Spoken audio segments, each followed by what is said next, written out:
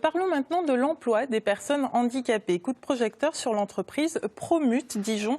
Depuis 26 ans, elle forme, accompagne et embauche des personnes handicapées. Au début de l'année, elle s'est même diversifiée, parlons-en, avec Sylvain Dupic.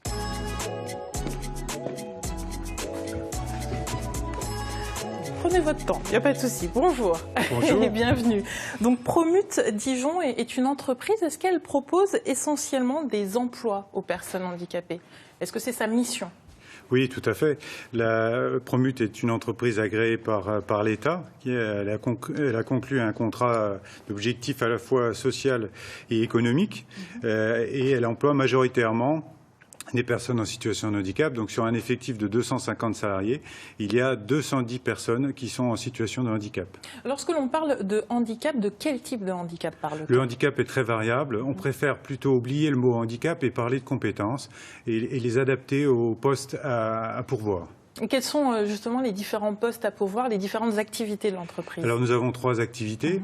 L'activité principale, hygiène et propreté, qui commence par le nettoyage de bureaux, nettoyage de camions frigorifiques, nettoyage industriel, bio-nettoyage, toute une gamme très étendue jusqu'à la sortie de conteneurs, nettoyage des vitres, etc.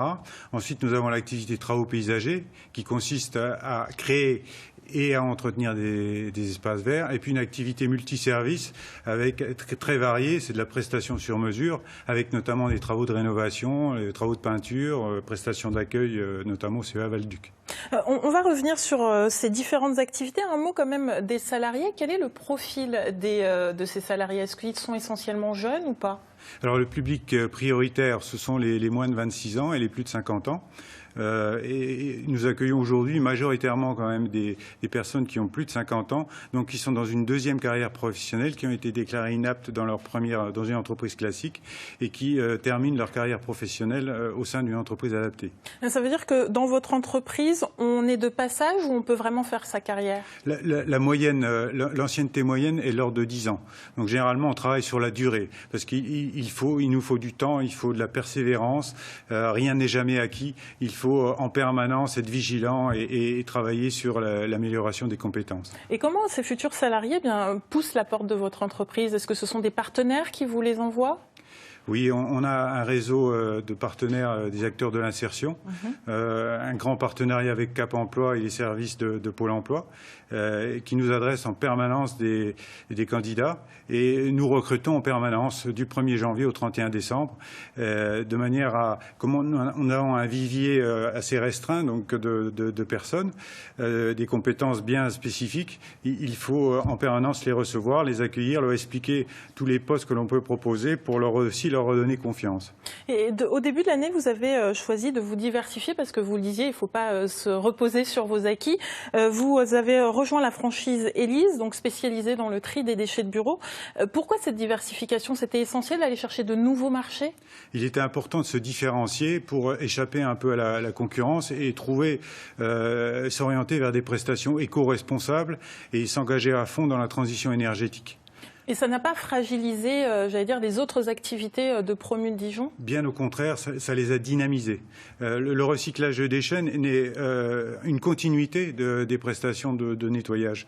On peut très bien effectuer le nettoyage des bureaux d'une entreprise, ensuite aider le client à trier ses déchets, et ensuite, après, on vient les collecter et les trier.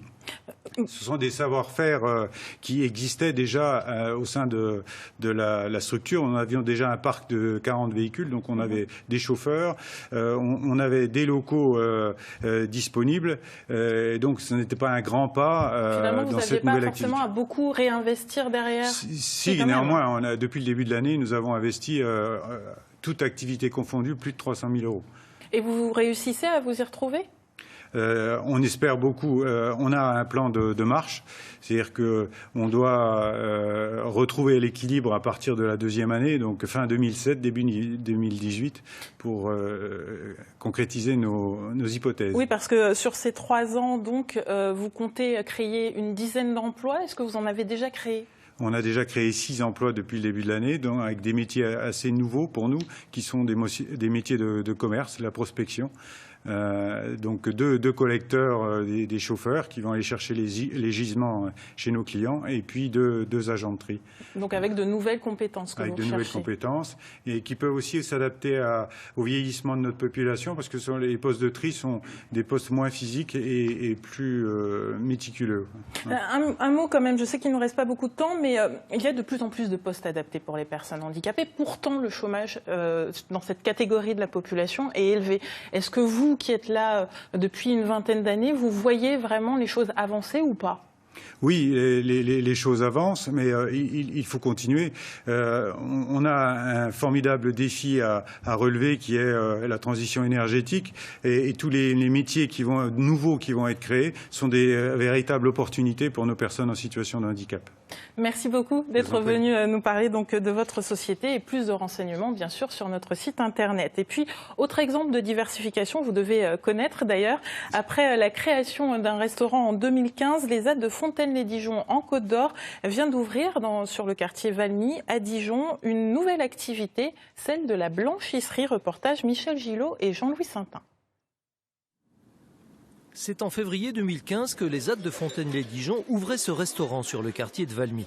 Pour les responsables de l'aide par le travail, les prestations de services ont plus d'avenir que les activités historiques du secteur, telles que conditionnement ou sous-traitance. Aujourd'hui, l'intervalle emploie toujours une vingtaine de personnes. Et dans une annexe du bâtiment, c'est une blanchisserie-repasserie qui vient de s'installer. Ici, quelques employés en situation de déficience intellectuelle s'appliquent à rendre un linge impeccable à la clientèle, collectivité ou particulier. On fait même du travail de particulier à les ZAD, aussi des particuliers comme vous amenez du linge.